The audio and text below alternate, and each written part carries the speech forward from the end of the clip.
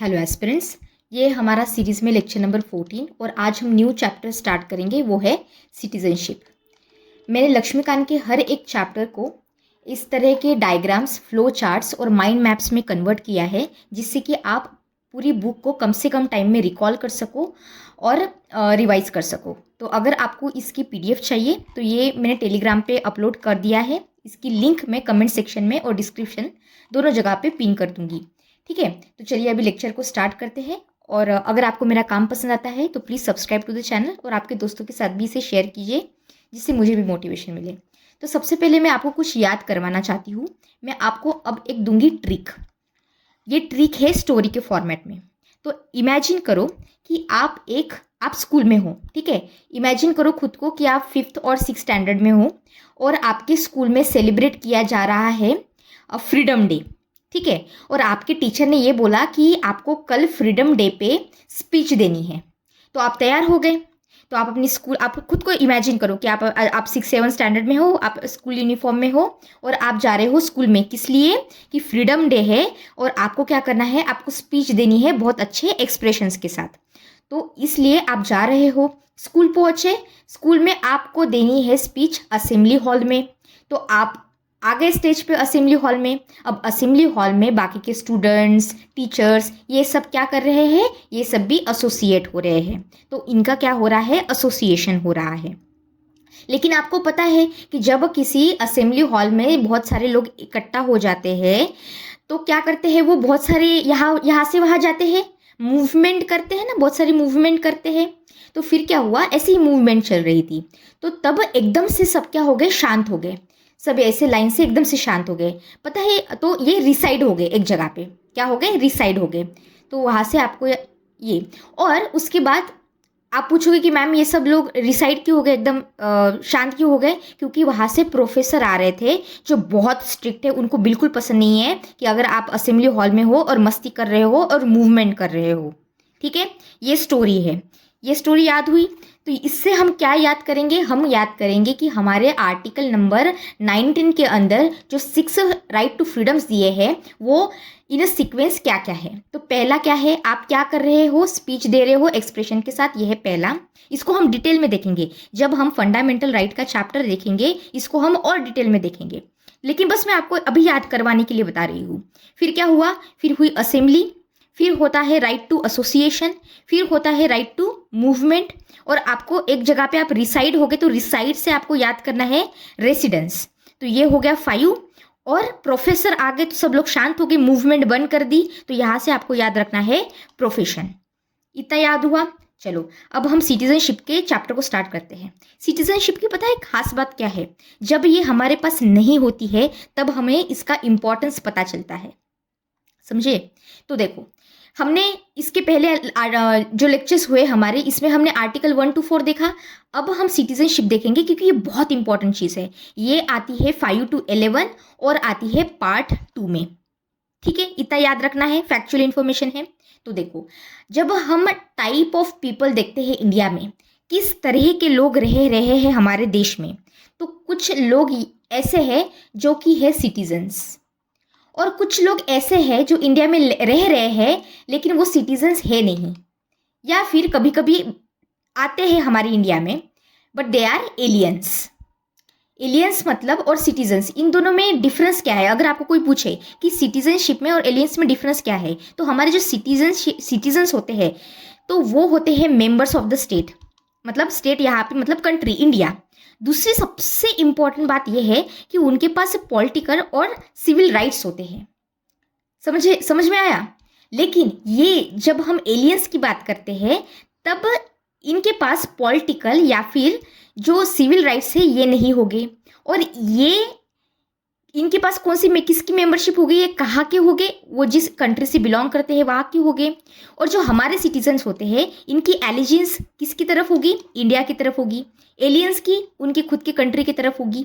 तो ये basic difference है। लेकिन जब हम एलियंस की बात करते हैं वो भी 2 टाइप के होते हैं। एक तो हो गए हमारे फ्रेंडली एलियंस और दूसरे हो गए एनिमी एलियंस। फ्रेंडली एलियंस वो है जिनके पास हम बहुत अच्छे रिलेशन रखते हैं, जैसे कि फ्रांस हो गया, जैसे कि जापान हो गया।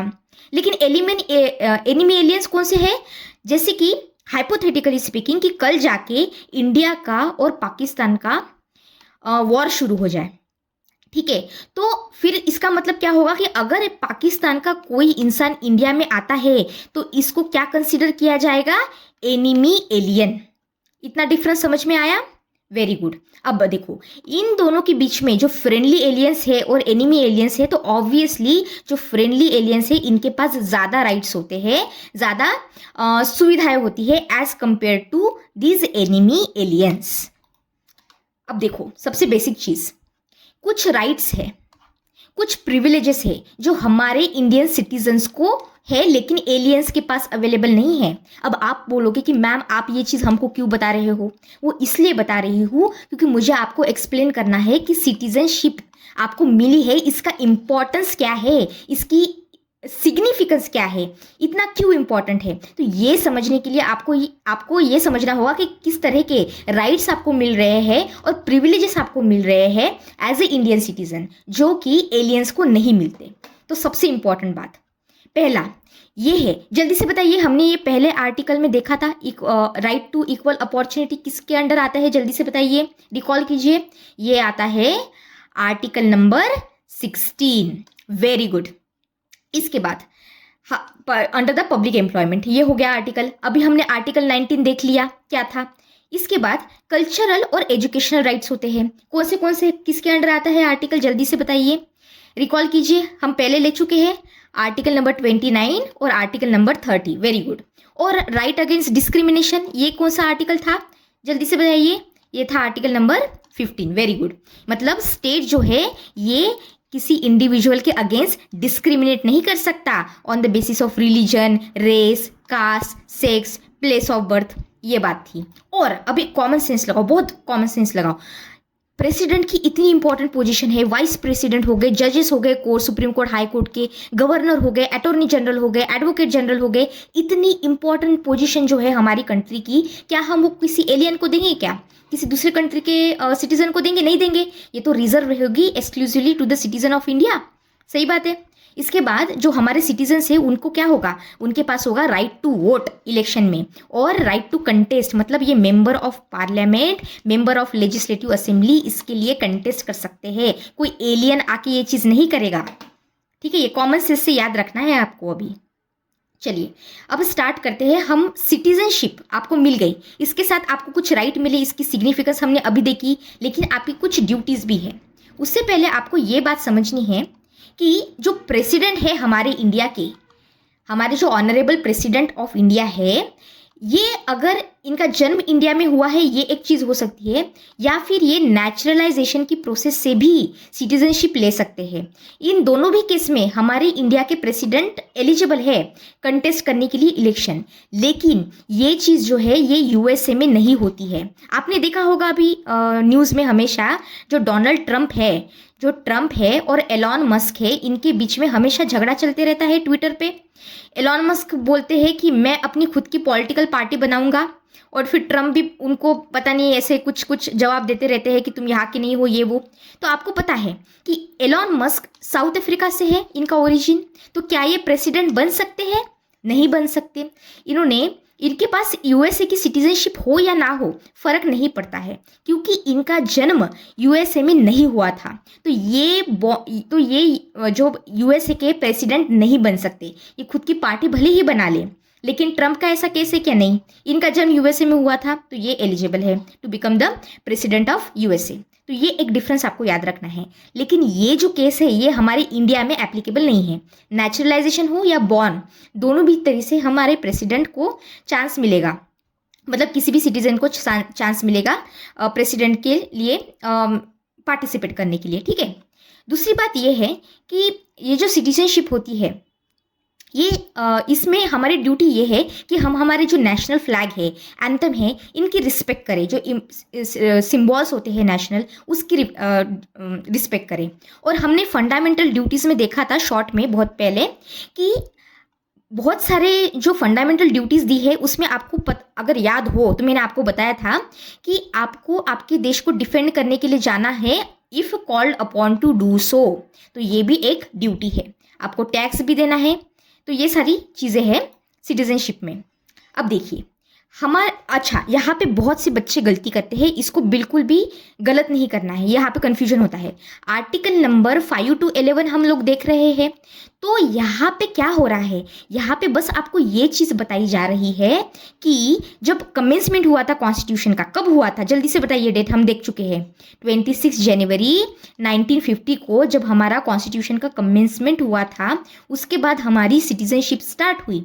तो उसमें हमने सिर्फ एक चीज़ की है, वो ये की है कि ये इंसान, इनका अगर ये इंसान जो है, ये अकॉर्डिंग टू द कमेंसमेंट जो 26 जनवरी 1950 को हुआ है, तो इसके अकॉर्डिंग ये सिटीज़न है कि नहीं है, हम बस ये बता रहे हैं। लेकिन इसमें अगर आपकी सिटीज़नशिप लॉस हो जाती है या फिर आपको एक्वायर करनी है सिटीज़नशिप, इसके रिलेटेड जो प्रोविजंस है ये इसमें इंक्लूडेड नहीं है, इसके लिए अलग चीज़ है।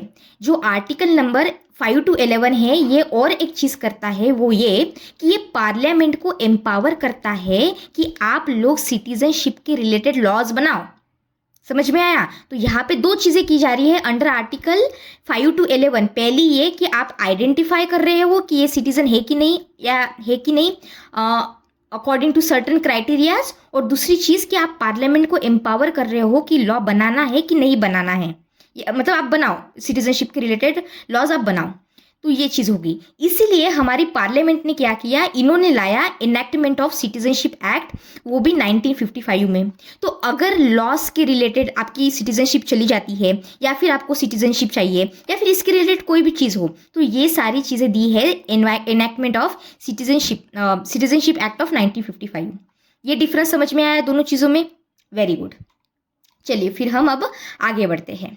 सबसे पहले हम देखेंगे कि जो सिटीज़न है, अगर ये इंसान है, इनको सिटीजनशिप कैसे मिली अंडर आर्टिकल नंबर 5 to 11। ठीक है। At the time of commencement, commencement एक कीवर्ड है, कीवर्ड में आपको याद होनी चाहिए डेट, वो कौन सी है, ये सबसे इंपॉर्टेंट डेट है, 26 जनवरी 1950 को हमारा कॉन्स्टिट्यूशन का कमेंसमेंट हुआ था। इससे ही सारी चीज़ें अभी शुरुआत हुई है। तो हमें क्या हुआ, पहले कॉन्स्टिट्यूशन बना नहीं था, तो उससे पहले कोई ऐसी डेफिनेशन नहीं थी कि इस चीज़ को हम सिटीजनशिप बुलाएंगे, पर इसके बाद चीज़ें बदली। तो यहाँ पे कुछ क्राइटेरियाज क्रिएट किए गए अकॉर्डिंग टू द कमेंसमेंट, जिसे हम आइडेंटिफाई करें कि ये सिटीज़न, ये पर्टिकुलर सिटीज़न हमारे इनको सिटीजनशिप मिलेगी कि नहीं मिलेगी इस इंडिविजुअल को। तो सबसे पहली कंडीशन ये हो सकती है कि इनके पास डोमिसाइल है, ठीक है, और या तो इनका जन्म इंडिया में हुआ है, या फिर इनके ये रेसिडेंट रह रहे हैं 5 साल से इंडिया में before the commencement of the constitution. तो अगर ये क्राइटेरिया है, या फिर इनके parents, either of the parents इनका जन्म हुआ है इंडिया में, तो ये इनको सिटीजनशिप दी जाएगी। दूसरा कंडीशन क्या होता है कि हो सकता है कि ये जो इंडिविजुअल है ये माइग्रेट किए हो पाकिस्तान से, मतलब पहले पाकिस्तान में रह रहे थे, अब ये इंडिया में आना चाहते हैं। तो ऐसे कंडीशन में आपको एक डेट दी गई है कि जुलाई 1948। डेट्स इतनी इंपॉर्टेंट नहीं है, लेकिन आप कंसेप्ट को समझो। वैसे ये 19 जुलाई की डेट है, 19 जुलाई 1948। तो अगर यहाँ पे माइग्रेट हुआ है कोई इंसान, तो इनकी क्राइटेरिया डिफरेंट होगा। इनका क्राइटेरिया क्या होगा कि लेट्स से कि ये इंडिविजुअल पहले ही इनका जन्म हो चुका है इंडिया में, या फिर इनके जो पेरेंट्स हैं इन दोनों में से एक का जन्म इंडिया में हो चुका है। इनके ग्रैंड पेरेंट्स को भी यहाँ पे ऐड किया गया है कि मे भी हो सकता है कि इनके ग्रैंड पेरेंट में से कोई इनका जन्म अनडिवाइडेड इंडिया में हुआ हो। तो इन सबको ऐड किया जाता है इस कैटेगरी में। समझ में आया? उसके बाद क्या हो सकता है कि पहले ये इंडिया में रहते हो, फिर पाकिस्तान में चले गए, माइग्रेशन कर दिया, यहाँ पे पाकिस्तान में रह रहे थे माइग्रेशन करके, अब कुछ हुआ होगा, उनका मन परिवर्तन हुआ होगा, पता नहीं, फिर ये फिर से वापस आना चाहते हैं इंडिया में, तो रिटर्न फ्रॉम पाकिस्तान। तो इसके भी ऐसे ही क्राइटेरियाज है रिसेटलिंग फॉर माइग्रेशन को लेके।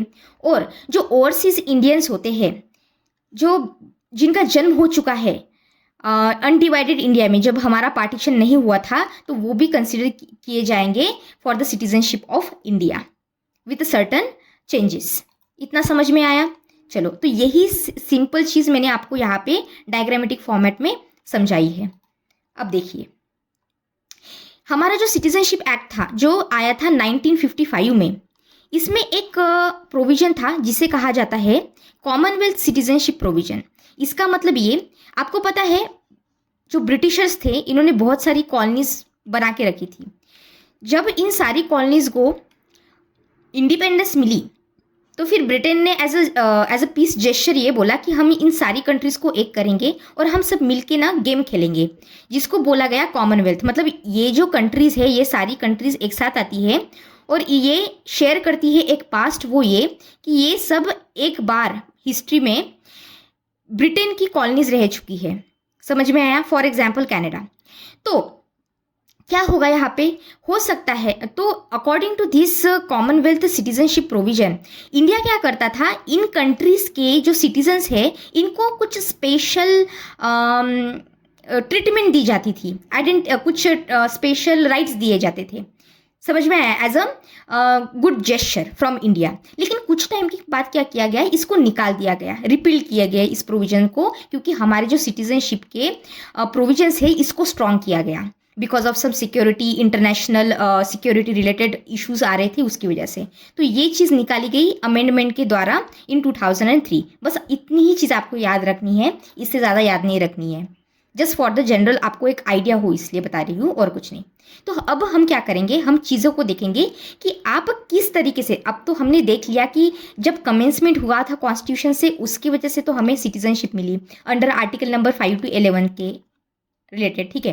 लेकिन इसके बावजूद जो लोग हैं वो इंडिया की सिटीजनशिप ले सकते हैं और इसके कुछ तरीके हैं। तो अकॉर्डिंग टू द जो अभी हमने एक्ट देखा, सिटीजनशिप एक्ट ऑफ 1955, इसके अकॉर्डिंग 5 तरीके हैं जिससे कि आपको सिटीजनशिप मिल सकती है। अब सबसे पहला तो ये है कि आपका जन्म हुआ है कि नहीं हुआ है इंडिया में, ठीक है। आप नेचुरलाइजेशन की प्रोसेस से इस चीज़ को ले सकते हो, और भी बहुत सारे तरीके हैं, वो हम अब 1 by 1 देखेंगे, ठीक है। सबसे पहला तरीका क्या है, टू स्टेप द एक्वायर। पहले तो जन्म लेके मतलब क्या, अब यहाँ पे आपको सिर्फ 2 डेट्स को याद रखना है। आपको याद है ये मैंने ट्रिक बताई थी इसके पहले लेक्चर में 1987 में। ये देखो, 9 से छोटा 8, 8 से छोटा 7, तो ये नीचे जा रहा है। माझी गोवा छोटा हो गया। तो 3 स्टेट्स कौन सी थी जिसको फिर स्टेटहुड मिला था, जल्दी से बताइए कमेंट सेक्शन में। तो ये लिंक आप इस डेट को इस तरह से यहाँ पे मतलब याद रख सकते हो, ठीक है। मतलब जन्म हुआ था गोवा का, उस टाइम पे स्टेटहुड मिला था उसको, तो उसके रिलेटेड आप कुछ इस ईयर को एसोसिएट कर सकते हो और याद रख सकते हो, ठीक है, अगर आपको प्रॉब्लम हो रही है तो। लेट्स से कि ये इंडिविजुअल जो यहाँ पे है, इनका जन्म हुआ है 1 जुलाई 1 1987 से पहले, तो इनको सिटीजनशिप मिल जाएगी। फर्क नहीं पड़ता कि इनके माता पिता इंडियन थे कि नहीं थे। कितनी आसान है। तो इनको पेपर वर्क वगैरह कुछ करने की ज़रूरत नहीं है। आपका जन्म हुआ है इस डेट से पहले, आप इंडिया के सिटीजन हो। आपके माता पिता है कि नहीं, फ़र्क नहीं पड़ता। ये हो गई पहली बात। दूसरी बात क्या है, अगर क्या हो कि आप जुलाई 1 1987 के बाद आपका जन्म हुआ, तो फिर क्या, तो इस कंडीशन में आपके जो माता पिता है उनमें से एक इंडियन सिटीजन होने चाहिए। इसमें भी थोड़ा सा टेक्निकल और डिफरेंसेस है वैसे विद द अमेंडमेंट्स, लेकिन इतना याद नहीं रखना है। आपके पास एक जनरल आइडिया होना चाहिए जिससे कि अगर पेपर में ऑप्शंस आए तो आप एलिमिनेट कर सको। समझ में आया?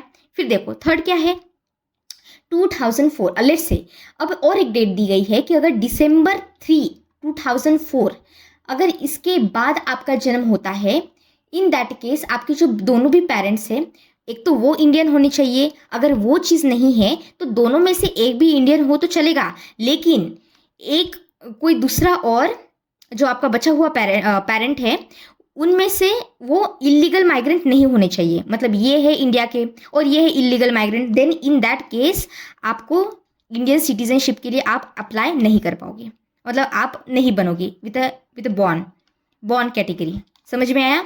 इसके साथ साथ आपको ये चीज़ याद रखनी है कि लेट्स से कि फॉरेन डिप्लोमेट्स आते हैं। आपको पता है हम यूपीएससी की एग्ज़ाम दे रहे हैं, उसमें आईएफएस के लिए बहुत से बच्चे अप्लाई करते हैं। तो आपको पता है कि दूसरे देश के एम्बेसी के जो ऑफिसर्स होते हैं वो यहाँ पे आते हैं इंडिया में। अगर उनका बच्चा यहाँ पे इंडिया में बॉर्न अगर हो तो क्या उसको मिलेगी इंडिया की सिटीजनशिप?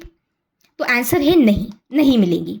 ठीक है, चलिए अब आगे बढ़ते हैं। और हाँ, और एक केस, एलियन एनिमी एलियन जो होते हैं, अगर उनके बच्चे का भी जन्म यहाँ पे होता है फिर भी उनको भी सिटीजनशिप उस बच्चे को नहीं मिलेंगी on the basis of born category. इसका मतलब ये नहीं है कि वो दूसरे मीन्स से इंडिया की सिटीजनशिप को एक्वायर नहीं कर सकते, ऐसा नहीं है। दूसरी मीन्स अवेलेबल है जिससे कि वो सिटीजनशिप को एक्वायर कर सकते हैं। अच्छा, अब हम दूसरा क्राइटेरिया देख रहे हैं, वो है इंडियन सिटीजनशिप बाय डिसेंट। अब डिसेंट से आपको मैं एक ट्रिक बताती हूँ। डिसेंट से याद रखना है 10 मतलब 10, हिंदी वाला 10। और दूसरा आपको याद रखना है डिसेंट से दिसंबर। ये क्यों बताई मैंने ट्रिक? क्योंकि ये डेट है जिसके रिवॉल्व सारी चीज़ें हो रही है। समझ में आया? तो डिसेंट से दिसंबर, दिसंबर से ये याद रखो। अब क्या है, ये उन लोगों के लिए है कि आप एक इंडिविजुअल हो और आपका जन्म जो है वो इंडिया में नहीं हुआ लेकिन इंडिया के बाहर हुआ है। तो इसके लिए क्या आपको फिर भी सिटीजनशिप मिलेगी? बिल्कुल मिलेगी, लेकिन कुछ क्राइटेरिया है उसके लिए। क्या क्राइटेरिया है? पहली बात तो ये कि जो आपके पेरेंट्स हैं उनके पास सिटीजनशिप होनी चाहिए, एक तो फादर के पास या फिर आपके पेरेंट्स में से किसी एक के पास। अगर वो सिटीजन है तो फिर हाँ आप अप्लाई कर सकते हो। उसके साथ साथ अगर आपका जन्म हुआ और एक साल के अंदर आपका बर्थ रजिस्ट्रेशन किया गया इंडिया में, इंडिया के कॉन्सुलेट मतलब एम्बेसी में वगैरह आपके पेरेंट्स के द्वारा, वो भी राइटिंग फॉर्मेट में, तो हाँ फिर भी हो सकता है। और अगर आपको एक बार ये चीज़ जब आप कर रहे हो तब आपको सेंट्रल गवर्नमेंट की परमिशन लेनी है। और इसके बाद अगर आप क्वालिफाई हो जाते हो तो अगर आप कोई पासपोर्ट होल्ड कर रहे हो, अगर वो माइनर पासपोर्ट होल्ड कर रहा है 18 साल के नीचे का बच्चा, तो उसको वो रिनाउंस करना पड़ेगा। और जो सिटीजनशिप है वो भी रिनाउंस करनी पड़ेगी। मतलब मैं इस सिटीजन, ये अगर लेट से कनाडा का कोई बच्चा है 18 साल के नीचे, तो ये अपनी सिटीजनशिप रिनाउंस करेगा। और लेट से आपने अप्लाई तो कर लिया इंडिया की सिटीजनशिप के लिए, लेकिन आपने ये जो कनाडा की सिटीजनशिप है इसको नहीं छोड़ा, तो आपकी जो इंडियन सिटीजनशिप है ये अपने आप टर्मिनेट हो जाएगी। अगर आपने रिनाउंस कर दिया, छोड़ दी कनाडा की सिटीजनशिप, तो फिर आप बन गए इंडियन सिटीजन। समझ में आया डिसेंट में क्या क्या आता है? ये उन लोगों के लिए है जो इंडिया में बॉर्न हुए ही नहीं। अब देखिए तीसरा तरीका क्या है इंडियन सिटीजनशिप पाने का, वो ये है कि आप सिटीजनशिप रजिस्ट्रेशन की प्रोसेस थ्रू भी कर सकते हो। तो बहुत ही कॉमन सेंस की बात है। रजिस्ट्रेशन करना है तो सबसे पहले आप क्या करोगे? आप एप्लीकेशन फिल करोगे रजिस्ट्रेशन के लिए। फिर क्या होगा? आपका एलिजिबिलिटी क्राइटेरिया देखा जाएगा। क्या है एलिजिबिलिटी क्राइटेरिया? कौन सी चीज़ें करके आप ले सकते हो? पहली बात तो ये कि एज एन इंडिविजुअल क्या आप इंडियन ओरिजिन के हो, ये पहली बात आपको देखी जाएगी। दूसरी चीज़ ये देखी जाएगी, मतलब ये ऐसी साथ में होनी चाहिए ऐसा नहीं है, ठीक है, ये और में है, ये सारी कंडीशंस है, इनमें से एक या फिर एक से ज़्यादा। दूसरी ये कि क्या आपने किसी महिला या फिर पुरुष, कोई भी हो सकता है, मतलब आपकी जो स्पाउस है ये इंडियन है क्या, तब आप अप्लाई कर सकते हो इंडियन सिटीजनशिप पाने के लिए। इंडियन ओरिजिन तो रहेगा ही वैसे हर केस में। तीसरी बात ये कि जो माइनर, अगर आप बच्चा 18 साल के नीचे है और उनके पेरेंट्स जो है वो दोनों में से एक इंडियन सिटीजन रह चुके हैं या फिर दोनों भी रह चुके हैं, तब उस कंडीशन में भी आप अप्लाई कर सकते हो सिटीजनशिप के लिए। पेरेंट्स ने आपको रजिस्टर्ड किया है उस टाइम पे भी आप हो सकता है। और क्या हुआ कि आप पहले इंडिया के सिटीजन थे, फिर कुछ हुआ आपने इंडिया की सिटीजनशिप छोड़ दी और दूसरी कंट्री में रहने लग गए। अब पता नहीं आपका मन परिवर्तन हो गया और आप अब क्या चाहते हो, आप इंडिया में वापस आना चाहते हो। ऐसे कंडीशन में आप फिर भी अप्लाई कर सकते हो। मतलब आप फॉर्मर सिटीजन रह चुके हो इंडिपेंडेंट इंडिया के, या फिर आप ओवरसीज सिटीजन हो ऑफ इंडिया। ओवरसीज सिटीजन क्या होता है ये हम नेक्स्ट लेक्चर में देखेंगे, बहुत सिंपल वे में आपको समझाऊंगी, लेकिन अभी के लिए बस कीवर्ड याद रखो। तो ये चीज़ें होती है। अब ये जो 1 2 3 4 चीज़ें देखी, इसके लिए रेसिडेंसी रिक्वायरमेंट क्या है? 7 ईयर्स। और यहाँ पे जो कार्ड होल्डर है ये कार्ड होल्डर होने चाहिए 5 ईयर्स के लिए। और ये अगर आप इस तरह से यहाँ पे आ रहे हो तो पिछले 1 साल के लिए या फिर 12 मंथ्स जो भी है उसमें आप इंडिया में रह रहे हो कि नहीं, ये चीज़ देखी जाएगी।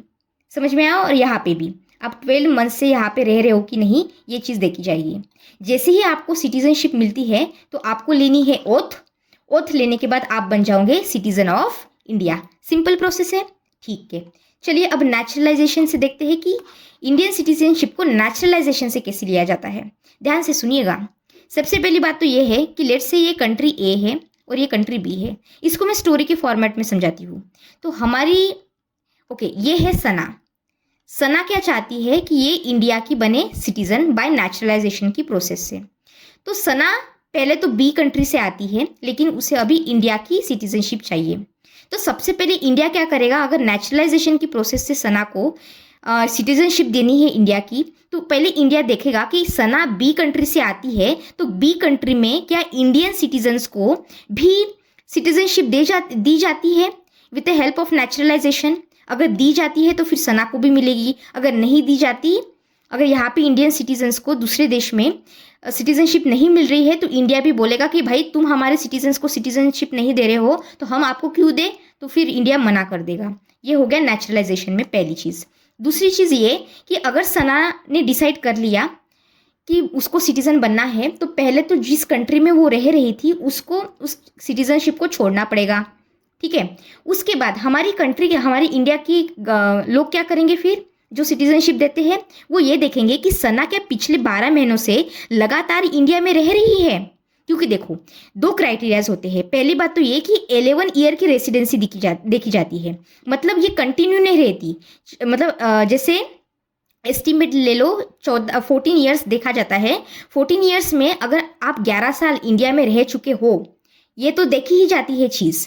इसके साथ साथ क्या आप पिछले 12 महीने में लगातार इंडिया में रह रहे हो, ये भी देखी जाती है, तब मिलती है रेसिडेंसी इंडिया की। ये हो गया। ये और एक चीज़ देखी जाती है कि आपका कैरेक्टर अच्छा है कि नहीं है। अगर जेल वेल में वगैरह हो तो फिर तो प्रॉब्लम हो जाएगा, आपको सिटीजनशिप नहीं मिलेगी। दूसरी बात ये कि शेड्यूल 8 में हमने लैंग्वेजेस को कुछ मेंशन करके रखा है, जैसे गुजराती हो गया, मराठी हो गया। तो इसमें से कुछ एक लैंग्वेज में आपकी प्रोफिशिएंसी होनी चाहिए। और आपको एक बार सिटीजनशिप मिल जाए उसके बाद आपका इंटेंट होना चाहिए कि आप यहाँ पे ही इंडिया में ही रहेंगे। मतलब एक बार सिटीजनशिप मिल जाए और फिर चली जाए दूसरी कंट्री में वहाँ पे रहे, ये नहीं चलेगा। इंडिया में आपने सिटीजनशिप ली है तो आपका इंटेंट भी होना चाहिए कि आपको इंडिया में ही रहना है, और इसके बाद फिर आप ओथ लेंगे, ठीक है।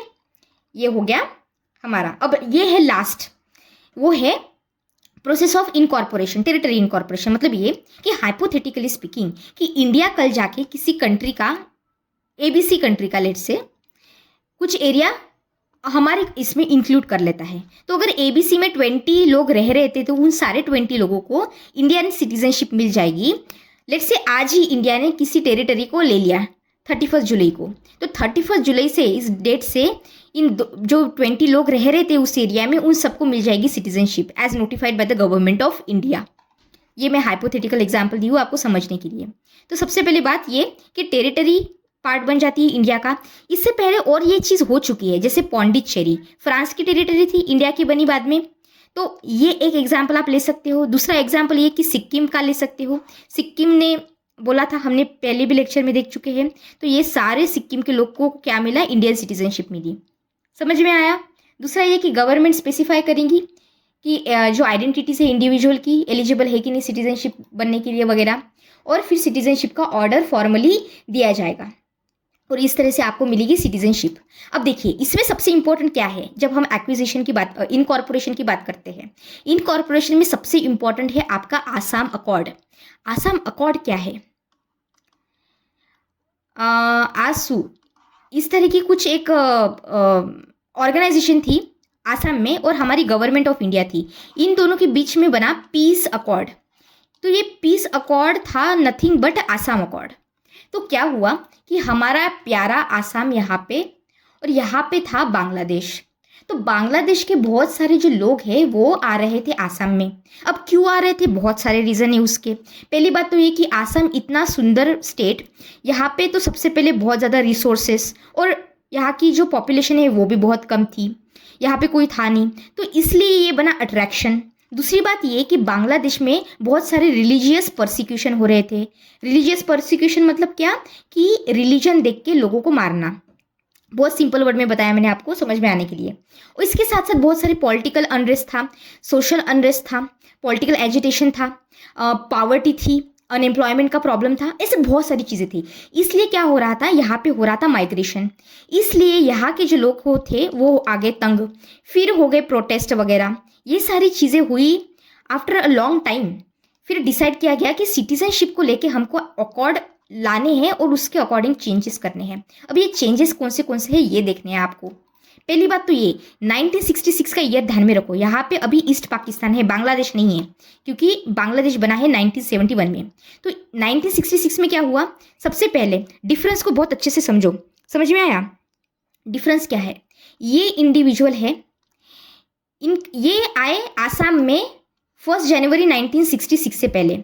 अगर ये कंडीशन है पहली तो आपको, और इसके साथ साथ आप तब से आसाम में ही रह रहे हो तो आपको सिटीजनशिप मिल जाएगी, कोई प्रॉब्लम नहीं है। समझ में आया। सबसे पहली कंडीशन कितनी इजी है, कुछ नहीं करना है आपको, आप भले ही माइग्रेट करके आए हो पर डेट ये है जनवरी 1 1966, तब से आप आसाम में ही रह रहे हो तो आपको सिटीजनशिप दी जाएगी।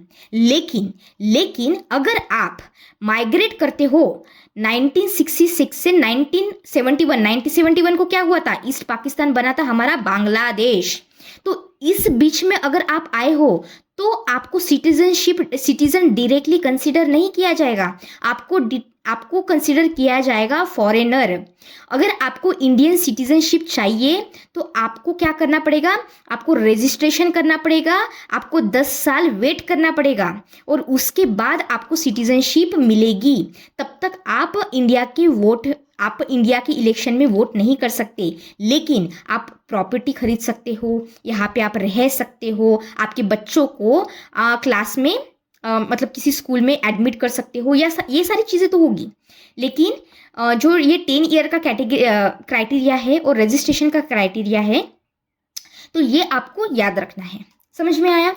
अब ये हमने देखी कि किस तरह से हम सिटीजनशिप को पा सकते हैं। इसके बाद हमारा बहुत छोटा सा पोर्शन रह चुका है, like how you lose Indian citizenship और ओवरसीज सिटीजन्स के रिलेटेड कुछ इंपॉर्टेंट पॉइंट्स को हम लेके चैप्टर मतलब पूरा कंप्लीट कर लेंगे। ठीक है, तो अगर आपको मेरा काम पसंद आता है तो please subscribe to the channel, आपके दोस्तों के साथ भी इसे शेयर कीजिए और अच्छे से पढ़ाई कीजिए और रिकॉल कीजिए।